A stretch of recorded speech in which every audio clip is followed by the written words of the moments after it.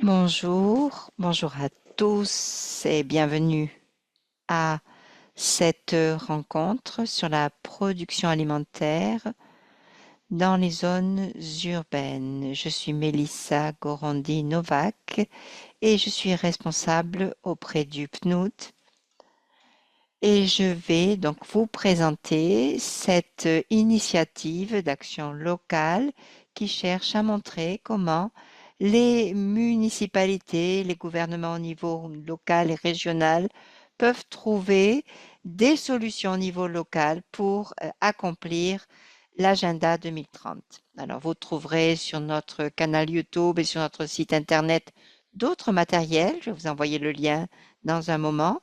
Alors maintenant, au niveau de l'organisation de ce webinaire, nous avons un service d'interprétation en anglais, espagnol, portugais et français. Vous devez cliquer sur le map-monde qui se trouve en bas à droite de votre écran et sélectionner la langue dans laquelle vous souhaitez écouter le webinaire. Donc,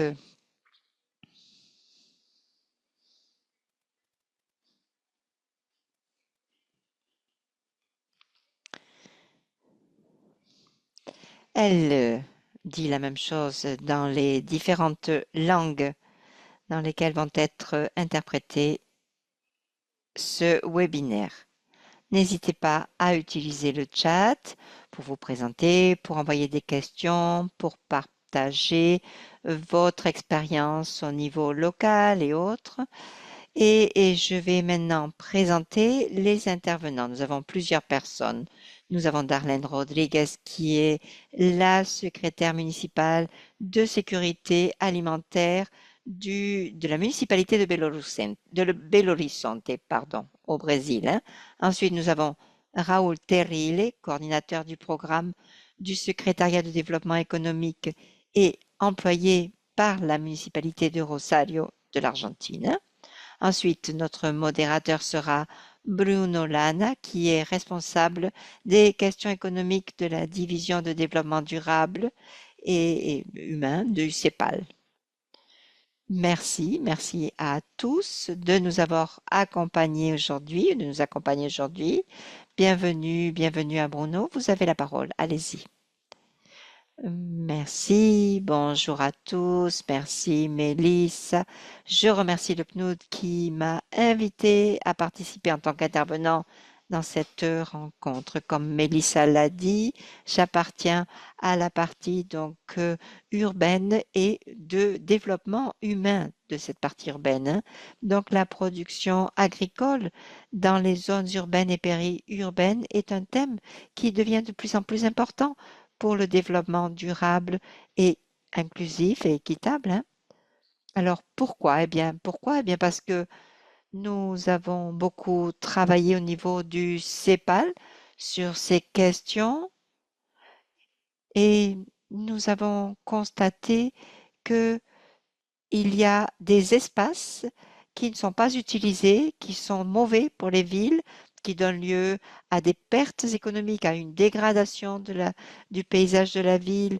Et donc, même si on a un développement et avec des stratégies et sur lesquelles nous travaillons, hein, dans les zones urbaines et périurbaines, pour rénover, récupérer certains secteurs des villes avec ce concept d'économie circulaire. Hein. Nous avons donc ce projet au niveau du CEPAL, mais ce concept d'agroécologie et de production d'aliments au niveau urbain nous paraît très intéressant parce que cela permet de montrer comment utiliser des sols, des terres qui sont inutilisées. Alors avant de commencer ma présentation, je voulais vous dire que tout ce concept est lié au développement durable. J'ai trouvé 6 points, hein, 6 liens avec les ODD, par exemple le 2, le 10 pour réduire les inégalités, le 11 pour avoir des villes durables et plus agréables à vivre, le 12 pour la production et la consommation responsable, le 13 action pour le climat, le 15 la vie dans les villes, hein. Donc, vous voyez qu'il y a beaucoup d'actions qui sont liées aux ODD et qui vont avoir un impact aussi sur la qualité de vie, la durabilité et ou la viabilité, hein, de la vie en ville, hein. Nous allons entendre Raoul Terrile qui va nous présenter l'expérience de Rosario. Il travaille pour la municipalité de Rosario dans le domaine du développement durable. Et ensuite, nous entendrons Darklan et Rodriguez qui va nous parler de l'expérience de Belo Horizonte dans le même domaine. Avant de commencer, mais pour commencer, nous allons donner la parole à Raoul.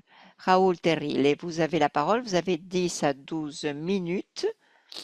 Et quand votre temps de parole arrive à sa fin, je vous avertirai en vous envoyant un petit message.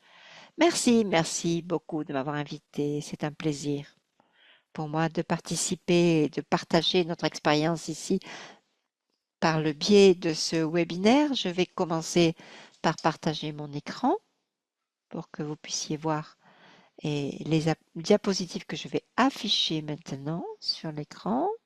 Voyons, voyons. Alors, est-ce que vous voyez ma présentation? Bien, alors je vais vous parler de ce programme que nous avons développé. Il s'agit d'un programme de production d'aliments et un programme durable, de développement durable qui a été mis en place dans la région périurbaine de la ville, hein, de Rosario. Alors, Bruno a identifié les ODD qui étaient importants ici, qui étaient couverts par ce projet, hein. Donc, le 2 fin 0, 11 villes et communautés durables, 13 actions pour le climat, le 12 et le 10 aussi peut-être on pourrait, et en tout cas ici à Rosario, nous essayons de rendre notre ville plus résiliente à travers ce programme qui a reçu plusieurs prix, hein, de différentes fondations, hein. Alors, ce programme a été mis en œuvre au niveau de l'agriculture urbaine et périurbaine depuis l'année 2012. Depuis l'année 2002, pardon, hein. Donc, ce programme est mis en œuvre avec d'autres secrétariats de la municipalité de Rosario pour tenir compte de ce travail intégré que nous voulons réaliser. Donc, nous travaillons avec plusieurs secrétariats qui étaient donc affichés sur la diapositive précédente et notre objectif est de couvrir des aspects sociaux, environnementaux, productifs, économiques, promouvoir la production durable d'aliments en permettant la consommation d'aliments qui soient des aliments de proximité. Nous accompagnons les producteurs, nous donnons une certaine résilience à la ville en fournissant des services environnementaux avec tout ce que cela implique pour la nature, pour les zones vertes de la ville. Nous essayons d'inclure tout cela dans l'aménagement territorial avec tout ce que cela peut apporter à la ville et puis aussi améliorer la situation socio-économique des familles productrices de légumes et l'accès à des aliments de bonne qualité qui permettent aux familles de la ville de rester en bonne santé. Une question importante, hein, est dans ce travail que nous avons réalisé pendant toutes ces années, nous avons identifié des terres qui étaient inutilisées et nous avons décidé de les utiliser pour planter des aliments, des légumes, hein. L'augmentation du secteur résidentiel et industriel dans les villes, hein, a un impact, mais nous devons et créer une protection à travers des aménagements, des législations de ces terres, de ces espaces, hein. Alors ici, vous voyez cet espace protégé dans le secteur périurbain, dans la banlieue, hein, il s'agit de 650 hectares. Et dans la partie urbaine, ici, vous voyez sur le, euh, la diapositive, hein, dans les zones urbaines, il y a des espaces qui ont été protégés, qui sont des espaces, hein, pour lesquels nous avons fait une étude des zones, des terrains qui étaient inutilisés. Nous avons mesuré ces espaces et nous les avons considérés comme des espaces sur lesquels on ne pouvait pas construire, hein. Par exemple, ici, à côté de l'avenue, qui est l'avenue qui fait tout le tour de la ville, hein, l'autoroute d'accès à la ville, hein, dans la partie en rouge, donc, hein, ce secteur dans lequel on ne peut pas construire. Et les différents euh, secteurs de la ville ont été incorporés aussi, différents secteurs de la ville ont été incorporés. Et dans le processus de transition, nous avons incorporer donc l'agroécologie comme pratique productive. L'amélioration des sols a été constatée aussi suite à ce projet, ce qui est bon pour l'adaptation au changement climatique parce que le sol est naturellement fertilisé. On a donc une séquestration de carbone. Cela permet aussi de préserver la biodiversité naturelle et l'infrastructure verte. Et ça aide à modérer les températures extrêmes et le problème du climat, hein. Ça permet aussi d'apporter une diversité au niveau des plantes cultivées et d'améliorer les quartiers et, et l'habitat en général des personnes qui participent à ce projet et de fournir un service environnemental à la ville parce que ce sol va mieux absorber les pluies et va ainsi et limiter les inondations. Nous avons aussi parlé de la possibilité d'offrir des aliments de proximité, hein.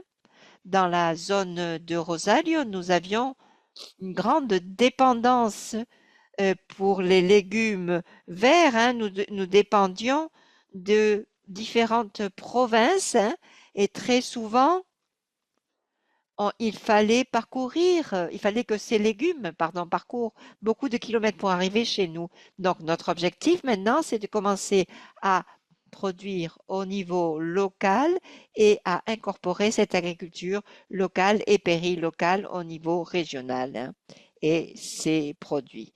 Alors, cette production locale permet d'économiser de l'énergie, d'économiser du transport, et ne pas polluer et ne pas utiliser la chaîne de froid. On a aussi incorporé des plans pilotes, hein, pour ajouter des éléments d'énergie renouvelables dans les espaces de production. Par exemple, nous avons installé des chauffe-eau solaires pour améliorer la qualité de vie des personnes, des WC écologiques, des toilettes écologiques, des pompes d'eau solaire, hein, qui fonctionnent à l'énergie solaire. Donc, ce sont des expériences pilotes, mais et que nous voulons commencer à mettre en œuvre. Et au contexte de l'agroécologie, l'idée, c'est de pouvoir fournir un produit différent. Et cela a été présenté à travers un système de garantie participatoire pour travailler avec des organisations, des universités et des institutions telles que l'INTA pour donner une assurance qualité aux produits qui se vendent dans la ville. Nous avons également présenté l'économie circulaire et l'agroécologie dans la ville pour réutiliser les déchets de quelques industries propres. Nous avons mené des études avec l'université pour utiliser ces produits à travers le compostage en tant qu'intrant pour la consommation responsable. Et dans le contexte de la consommation responsable, qui est aussi en conformité avec les ODD, Nous avons créé des marchés ouverts, des magasins de légumes agroécologiques pour que les voisins de Rosario puissent y accéder tous les jours. Voilà quelques chiffres de ce que nous avons développé. Nous parlons d'une contribution à peu près 6 000 tonnes par an de production agroécologique et le potentiel que nous avons aujourd'hui. Il y a des agriculteurs qui produisent de manière traditionnelle, mais nous avons essayé d'avancer avec eux dans cette transition agroécologique. Nous avons 120 hectares agroécologiques à ce moment-là. Ce que je voulais partager avec vous, c'est tout cela. Je vous remercie pour votre attention. Merci. Merci beaucoup, Raoul. Votre présentation a été très complète en présentant les divers aspects de la production agroécologique dans la ville. Avant de passer à Darklane, je voulais savoir si Darklane a une réaction à la présentation de Raoul. Peut-être elle veut poser une question pour avoir une petite discussion sur ce que nous avons présenté de la ville de Rosario. Oui, bien sûr, j'ai hâte à répondre à ces questions.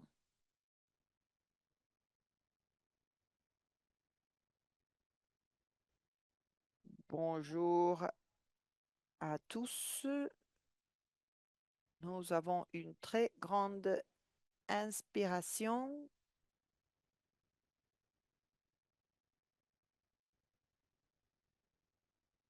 et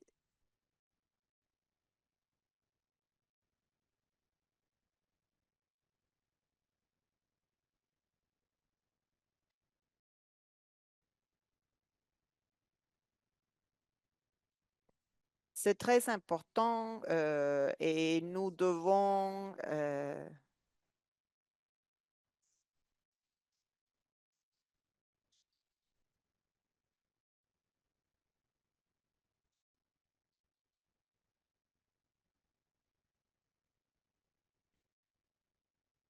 il faut garantir la protection de ces espaces.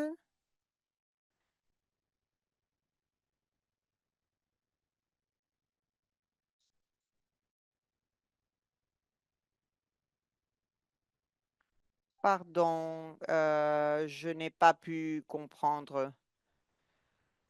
Ce que Ce que Darklan vient de dire, c'est si ce sol qui est dans la périphérie de la ville continue à être pour la production agricole et s'ils n'ont pas des problèmes pour l'industrie, et comment garantir l'utilisation du sol? Très bien. Tout d'abord, il y a eu deux niveaux, le plan urbain et le plan périurbain. En 2003, on a utilisé des sols qui étaient disponibles et on a travaillé sur cela avec l'université. Et nous avons considéré la propriété, mais bien sûr aussi l'utilisation. Les sols qui étaient disponibles, qui allaient au-delà de 1 000 mètres carrés, donc c'était une surface minimale pour faire la plantation de ces produits. Et à travers certaines régulations, nous avons incorporé cela dans la planification de la ville avec des régulations. Et après cela, nous avons aussi développé le projet Par et Jardin. Et ce que nous faisons ici, c'est une multiple utilisation du sol avec la planification urbaine et les différentes régulations. Et dans les zones périurbaines, à travers les régulations, également la dernière en 2020, nous avons approuvé une régulation pour le sol productif. Et dans cette régulation spécifique, le sol faisait partie d'une cartographie selon l'utilisation du sol, si c'est utilisation industrielle, résidentielle ou production primaire. Et nous avons, à travers cette régulation, nous avons préservé l'utilisation du sol qui était d'utilisation exclusive pour la production des aliments, sauf s'il y avait une exception à cette régulation. Mais à ce moment-là, c'était très important de protéger ces aires, ces zones pour qu'elles ne soient pas sujettes aux décisions du gouvernement. Merci Raoul. Je sais qu'il y a beaucoup de questions additionnelles, mais à la fin de ce webinaire, on peut essayer de les répondre. Nous allons passer maintenant à l'expérience de Belo Horizonte, d'Arklane Rodriguez. Darklani, allez-y.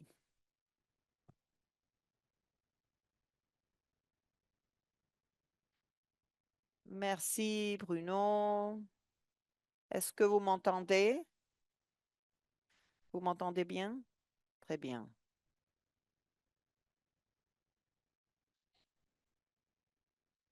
Je voudrais tout d'abord demander à Bruno de passer les diapos. Moi, je vais parler des politiques municipales de soutien à l'agriculture urbaine et l'agroécologie à Belo Horizonte.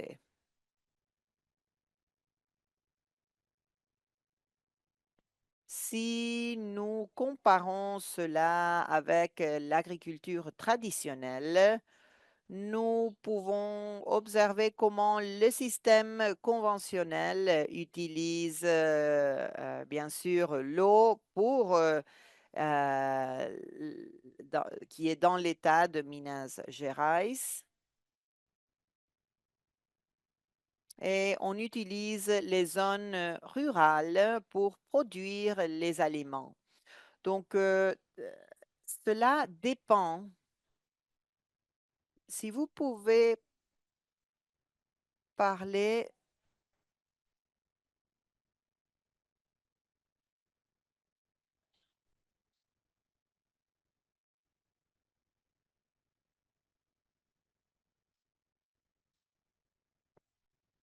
Bruno, vous pouvez partager ma présentation.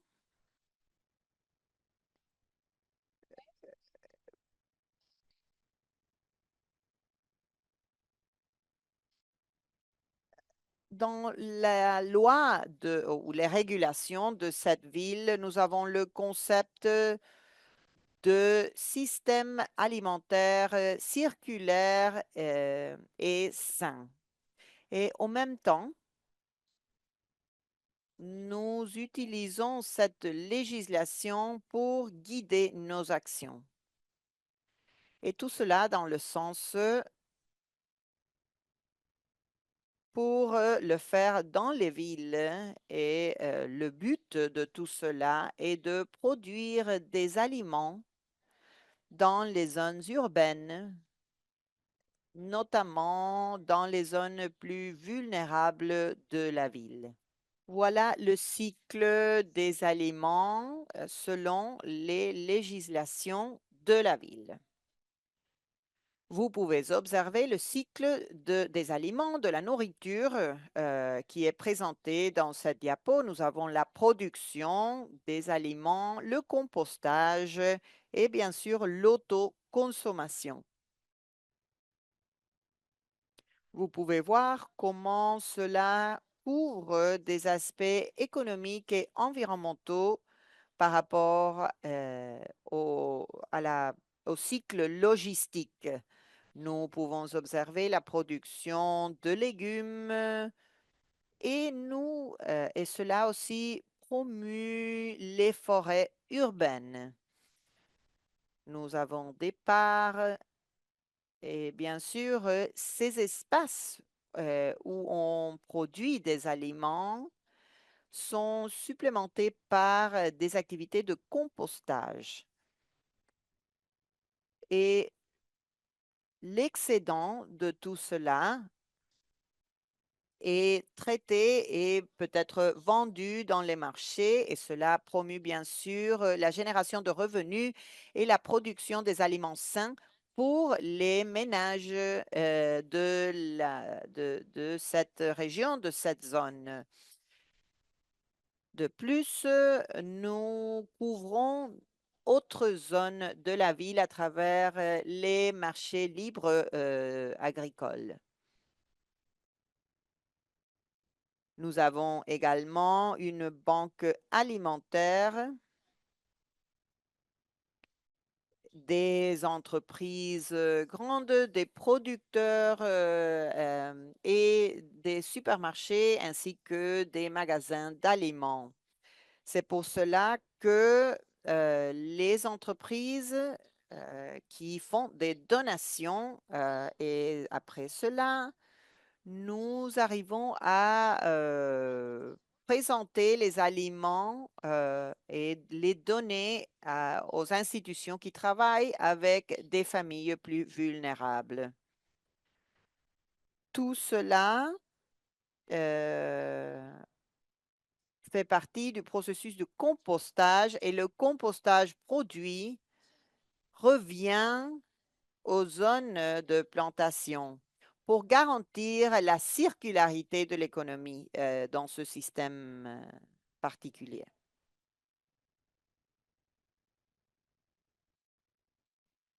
La stratégie a quelques éléments comme la production des aliments dans les zones disponibles, les zones non utilisées de la ville.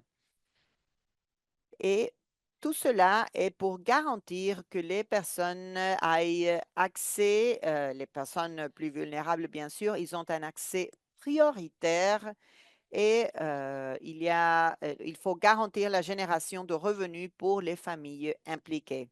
Nous avons également un système durable qui respecte les principes de l'agroécologie.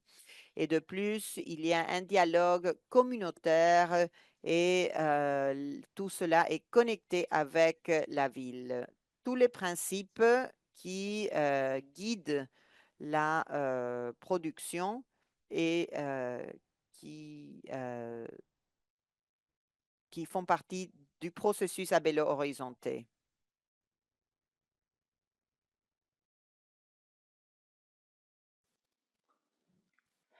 Et tout cela est basé sur la réglementation urbaine de la ville et au niveau national aussi, bien sûr, avec des groupes que nous ciblons pour qu'ils aient accès à ce système. Et puis, nous avons aussi de la vente de légumes locaux, hein. Donc ici, nous avons le secteur de production. Ce sont des espaces qui sont destinés à la plantation de légumes.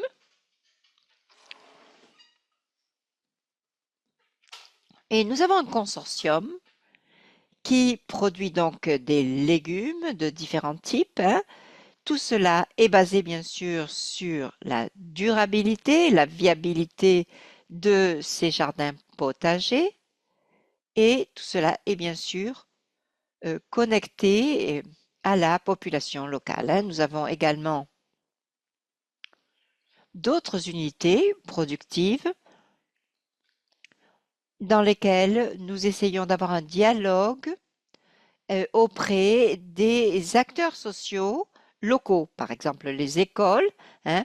On parle aux enfants, on leur explique qu'il faut penser à la durabilité, à l'écologie.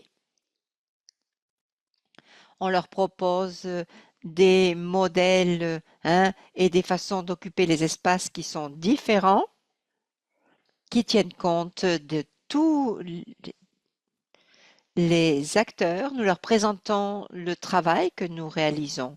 Très souvent, nous avons aussi des contacts avec d'autres villes des environs, et nous utilisons des indicateurs que nous avons, hein, pour établir le niveau de durabilité de ces villes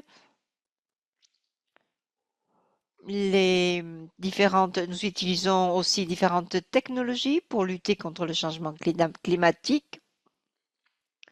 Nous essayons de travailler dans les zones vulnérables pour garantir cette alimentation pour les populations locales. Très souvent, les gens nous demandent, mais comment vous faites pour mettre en œuvre ce type d'action dans les villes, à l'intérieur des villes, hein? Alors, c'est pour cela que j'ai décidé d'expliquer un petit peu. Nous avons une loi au niveau de la municipalité qui autorise et nous fournit cet espace, hein, pour planter des légumes. Nous faisons appel aux citoyens, nous entamons un dialogue avec eux, nous créons un processus d'inscription, nous demandons aux villes s'il y a des secteurs qui pourraient être utilisés pour les actions. Une fois que nous avons des citoyens intéressés, nous essayons de passer à la partie de l'approbation de ces secteurs et des villes, hein, pour planter, et puis nous entrons en contact avec les citoyens pour qu'ils deviennent des producteurs, hein, et productrices. Et nous commençons à ce moment-là un processus de formation technique pour tous les citoyens qui sont intéressés, qui souhaitent donc produire des légumes, des aliments. Nous leur expliquons comment cela fonctionne, comment fonctionne l'agroécologie.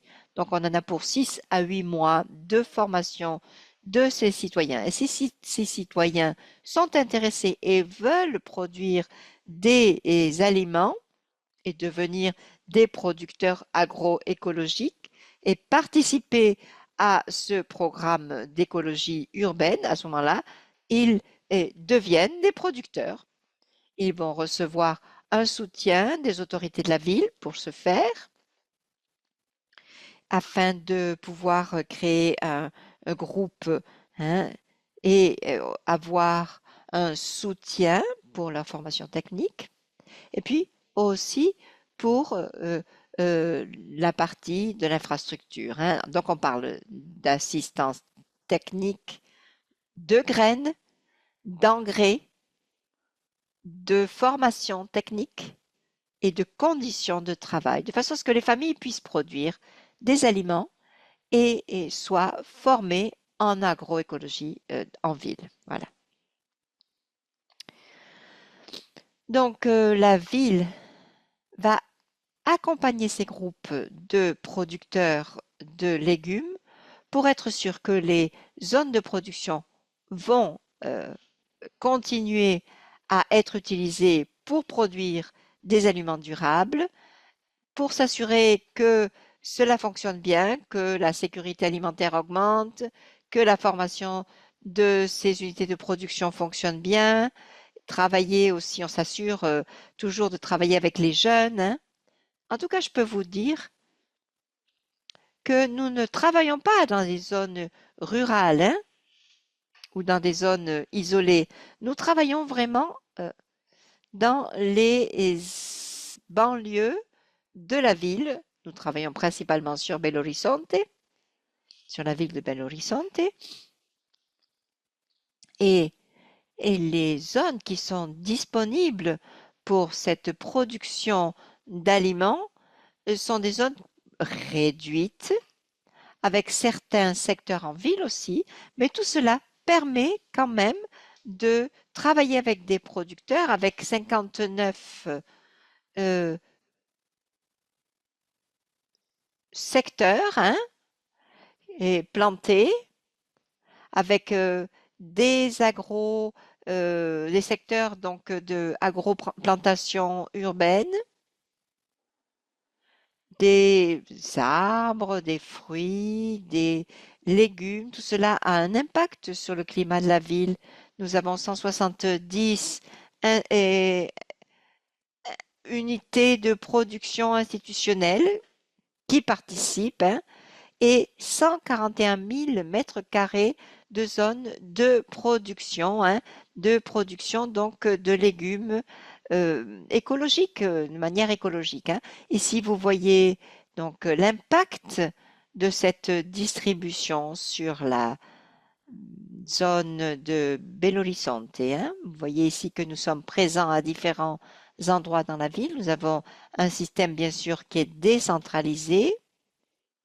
Toutes les régions ont des unités, hein. Si vous allez à Belo Horizonte, vous allez et voir qu'il s'agit de petites unités séparées, différentes unités qui sont séparées les unes des autres, hein, entre 2 et 5 000, 2 000 et 5 000 mètres carrés. Tout cela fonctionne donc dans la ville de Belo Horizonte et nous avons déjà 30 ans d'expérience et nous avons accumulé des connaissances. Nous avons travaillé avec la société, les universités, différents mouvements pour soutenir la production d'aliments dans la région et dans la ville de Belo Horizonte. Donc, nous construisons maintenant une banque. Nous sommes en train de mettre en place une banque de graines, de semences, hein, et pour nous assurer, être sûr hein, que tout ce qui concerne les semences est à la disposition des producteurs. La même chose pour tout ce qui concerne les tailles des arbres, etc. Nous réutilisons ces restes de branches, etc. pour créer des fertilisants pour le compost, hein. Nous travaillons sur ce qui s'appelle une production de compost hein, avec tous ces restes donc végétaux et cela nous permet de produire du compost. Nous avons un centre agroécologique de compostage et de restes urbains que nous utilisons qui est destiné à la ville pour être sûr que tout ce qui concerne les déchets organiques soit bien retraité et réutilisé. Nous sommes une des villes qui recycle le plus de déchets recyclables hein, et de déchets organiques hein, qui sont recyclés. Nous avons un centre de production de recyclage pour être sûr que toutes ces zones continuent à produire donc des aliments pour la ville parce que cela est très utile. Nous recevons un soutien du secteur privé. Nous avons une ferme urbaine aussi qui produit des aliments hein, que l'on appelle le Be Green. Et nous avons aussi une expérience dans un centre agroécologique. Hein. Nous en avons 4 centres agroécologiques dans lesquels nous testons cette production d'aliments. Hein. Nous avons donc des modèles de production différents de façon à devenir vraiment une capitale de l'écologie à Belo Horizonte. Hein. C'est notre objectif. Voilà. Voilà, c'est ce que je voulais vous présenter aujourd'hui. Je serais ravie maintenant de conclure, mais je veux d'abord remercier le PNUD et la CEPAL de m'avoir invité, Mélissa aussi, de m'avoir invité à présenter notre projet et à participer à ce dialogue sur une occupation inclusive de la ville. Hein. J'espère que Belo Horizonte va inspirer d'autres villes du monde entier, pas seulement au Brésil. Voilà, je vous remercie. Merci. Raoul, nous voulions faire un petit échange d'idées. Raoul, est-ce que vous voulez prendre la parole? Oui, d'abord, je veux vous féliciter pour votre présentation. Hein. Nous suivons le projet de Belo Horizonte depuis plusieurs années. Nous savons qu'il y a eu une grande croissance de l'agriculture périurbaine dans cette ville. J'étais très intéressée par tout ce qui concernait la formation des gens.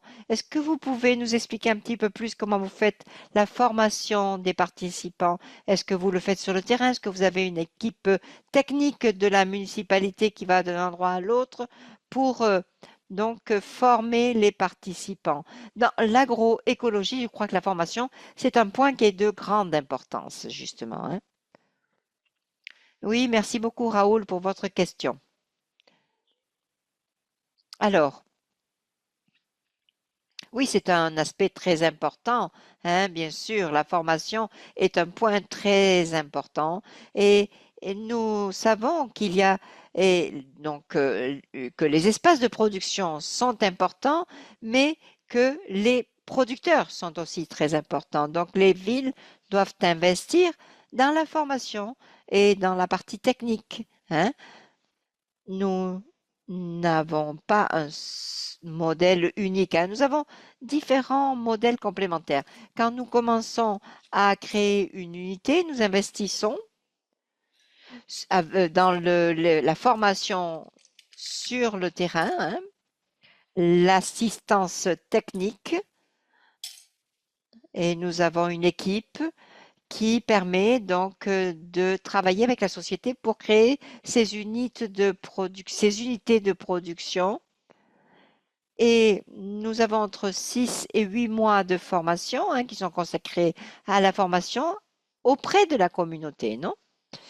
Et puis, nous avons également ces institutions qui s'occupent de la formation que nous avons engagées et qui vont compléter toute, toute cette formation, hein, et qui vont aborder des thèmes complémentaires, comme par exemple un plan économique ou commercial, pour que la communauté puisse mieux comprendre les coûts de production, les endroits où ils peuvent vendre leur production, comment vendre sur le marché, comment vendre au niveau local, hein. Nous avons aussi des universités, par exemple l'Université fédérale de Minas Gerais, c'est un partenaire très important pour nous parce qu'il contribue à la formation des participants. Il nous offre des programmes de formation qui sont ensuite connectés euh, à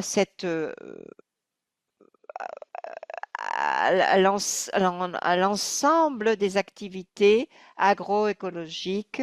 Nous essayons de travailler avec des femmes, de lutter contre le racisme, contre la discrimination. Nous avons deux types de formations qui visent les agriculteurs, mais nous voulons également travailler avec des citoyens normaux, hein. Nous voulons avoir un dialogue avec les citoyens des villes, hein. Donc, nous travaillons avec des agriculteurs, avec des producteurs, mais nous essayons aussi d'inclure les citoyens des villes pour que ces villes deviennent résilientes, même si par la suite ces citoyens ne deviennent pas des producteurs. Mais nous travaillons dans le domaine de l'alimentation. Nous avons un centre, hein, qui a un cours de formation agroécologique axé sur l'alimentation. Nous avons des classes, hein, et nous donnons aussi des cours virtuels à distance, hein. Nous donnons 2 cours virtuels par an. Nous travaillons avec des citoyens de Belo Horizonte, des gens qui habitent dans la banlieue de Belo Horizonte, mais aussi dans l'État de Minas Gerais. Et nous avons une formation pour les ambassadeurs de l'agroécologie.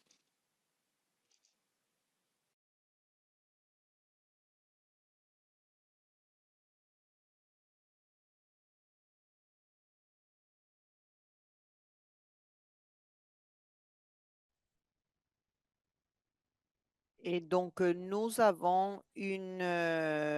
ce sont des activités de formation complémentaires, supplémentaires pour produire des aliments, pour avoir un dialogue avec la ville. Et c'est de cette manière que nous avons élargi nos actions de formation pour la ville de Belo Horizonte. Nous avons et reçu quelques questions sur le chat. Je vais commencer par Raoul. Nous avons quelques minutes et puis nous passons à Darklani encore une fois. Tout d'abord, quelles sont les transformations concrètes par rapport à la résilience environnementale et sociale depuis la mise en place du programme? Et deuxièmement, comment le système de garantie participatoire et les marchés ont renforcé la relation entre consommateurs et producteurs. Et dans l'agenda de la CEPAL, il y a des régulations sur l'utilisation du sol. Est-ce qu'il y a eu des résistances des propriétaires de ce sol? Comment est-ce que vous avez garanti que les personnes sachent que cela est garanti pour cette utilisation? Merci.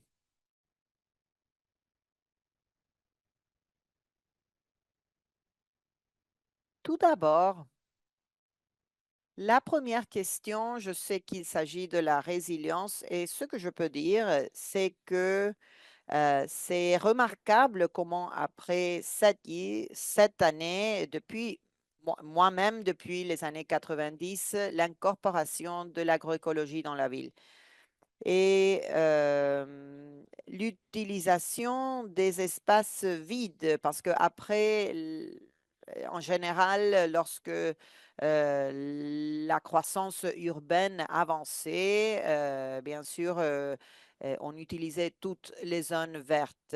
Mais ce que nous avons inclus dans les plans d'organisation territoriale de manière partielle et complète, c'était d'incorporer dans la planification le concept d'infrastructure verte et de garantir que ces espaces restent verts. Et c'est important de maintenir cela. Il y a beaucoup de croissance urbaine dans la zone métropolitaine de Rosario et c'est très important de défendre ces espaces parce que c'est la seule manière de pouvoir continuer avec les projets. Nous avons mené des recherches par rapport à combien a contribué l'agriculture urbaine et périurbaine à l'atténuation du changement climatique. Il y a des données qui démontrent le changement de la température dans ces zones où nous avons une combinaison d'espaces verts et espaces urbains. Et ces réductions de la température étaient significatives. Et nous avons eu à Rosario, on a eu la semaine du climat où on a renforcé ce type de pratique. Par rapport à la commercialisation, nous avons eu 39 systèmes déjà, mais nous avons des marchés toutes les semaines et le fait que nous avons avancé à des projets de commercialisation y compris des marchés avec des relations directes entre consommateurs et producteurs. Et la manière dans laquelle ces espaces sont organisés par des organisations sociales, des coopératives, et il y a même un espace de commercialisation qui s'appelle Marché du Patio, Mercado del Patio, où ce magasin de légumes est géré par une organisation de femmes. Et il y a un lien très direct entre les producteurs et les consommateurs et les urbanisations. Et le système de garantie participatoire contribue également à une relation avec les institutions comme partie d'une déconstruction collective. Et je crois que ces pratiques et cette commercialisation et cet accès aux aliments sains, les habitants de la ville de Rosario doivent s'approprier de cela et ils l'ont fait. Et c'est pour cela que cela a résisté au changement politique de notre ville. Parce que ça fait déjà partie de la vie quotidienne, ces marchés et l'accès à ce type de produits. Et je crois que la troisième question, c'était sur l'utilisation du sol. Ce n'est pas facile, bien sûr, parce que la résistance plus grande vient de l'idée de pouvoir compatibiliser ou coexister, parce que nous coexistons avec les zones industrielles et il y a une lutte pour le sol, mais il y a également un accord. Euh, pour son utilisation. Et cela dépend bien sûr des politiques de la ville en général, des politiques urbaines au niveau du conseil de planification et du pouvoir législatif. L'idée de maintenir ces espaces publics et de vraiment mener à bien le plan d'organisation territoriale, pas seulement à la ville de Rosario, mais dans d'autres zones métropolitaines.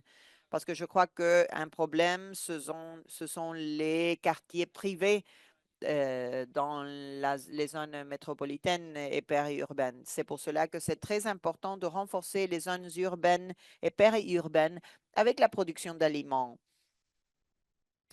à travers les aliments produits dans les zones voisines, mais aussi pour renforcer les autres systèmes qui garantissent une ville plus habitable où ce n'est pas que ciment et il y a également des services environnementaux. Notre collègue de Belo Horizonte a parlé de l'importance de garantir que les villes puissent continuer à être habitables et préserver le risque d'inondation, bien sûr, que nous avons tout le temps, et d'avoir des sols qui peuvent absorber ce risque, la modération du climat, etc. Donc, il y a vraiment un grand nombre de services qui sont fournis par ce type de pratique. Ce n'est pas seulement la vente d'un produit agroécologique, il s'agit également des services environnementaux. Merci. Merci, Raoul. Je vais passer maintenant à Darklane. Je vais poser les questions en portugais. Donc, une question similaire qui est la contribution de ce programme à la sécurité alimentaire, surtout dans la génération de revenus. Est-ce qu'il y a des personnes qui ont cela comme la principale source de revenus?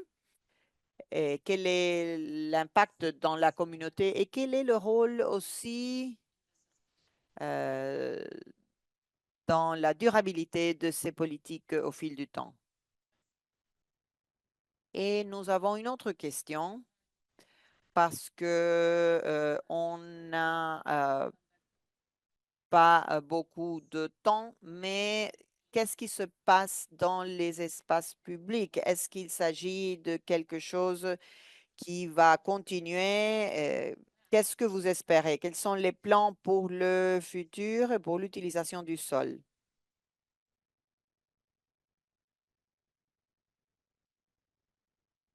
Merci Bruno, merci pour votre question.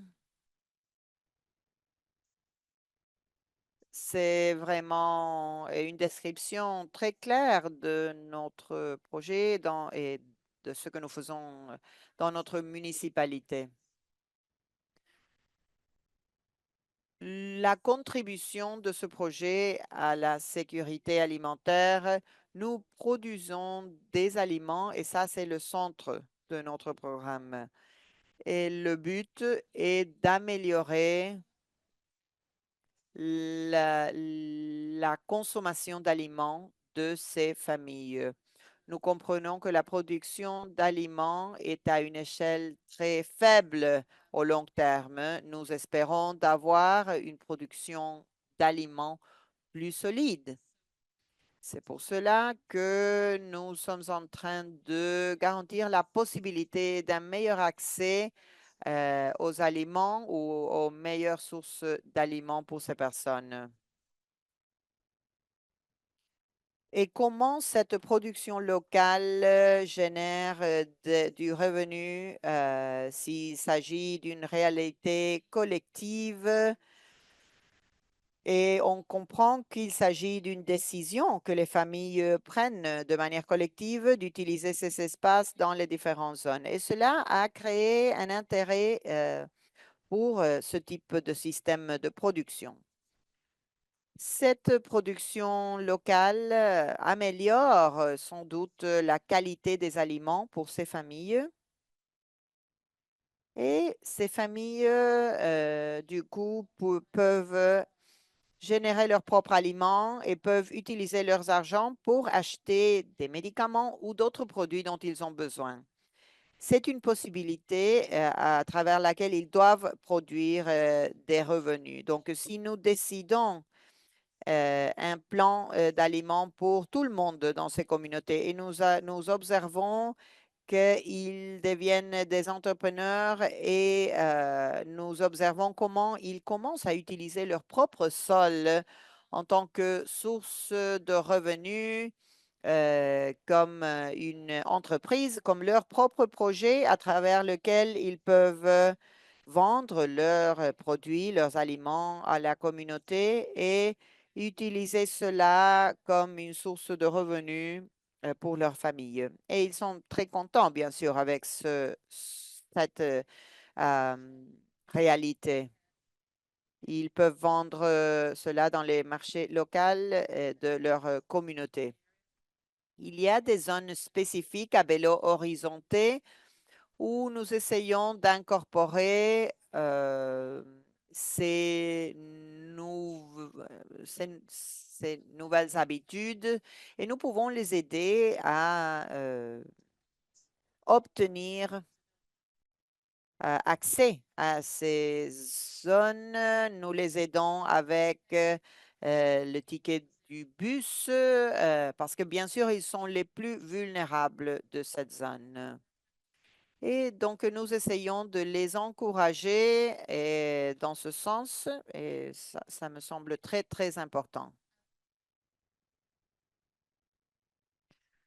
Nous prenons cela pour utiliser cela comme source d'aliments.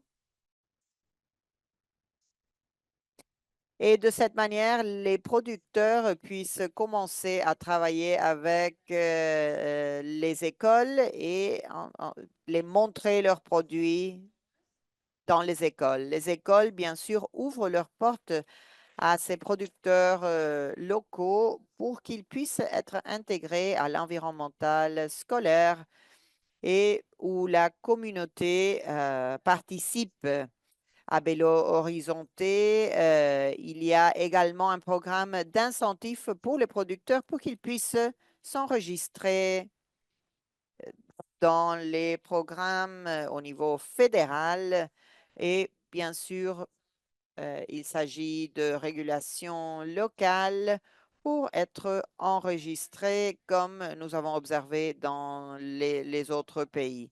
C'est pour cela que la municipalité locale peut acheter directement de ses producteurs ou bien peut les aider avec le processus de registration pour qu'ils puissent se transformer en prestataires de services ou fournisseurs d'autres magasins. C'est de cette manière que le producteur, en tant qu'entrepreneur, peut accéder au marché. C'est une énorme opportunité pour eux et pour leur famille.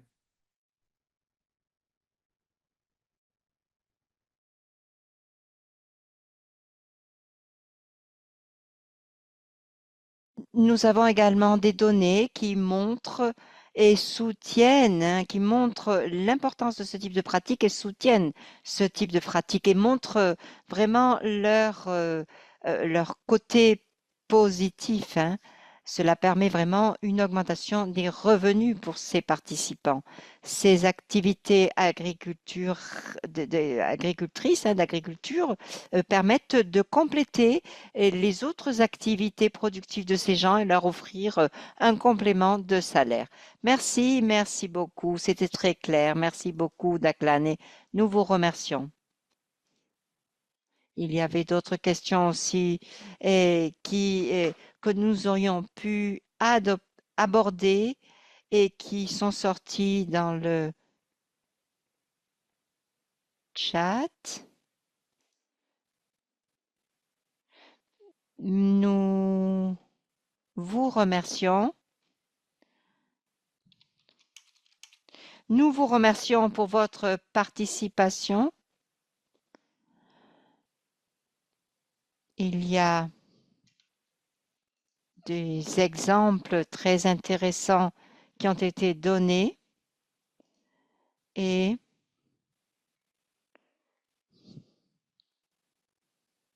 une bonne politique de ce type comprend beaucoup d'aspects d'intégration et de le changement climatique a différents aspects dont il faut tenir compte, hein.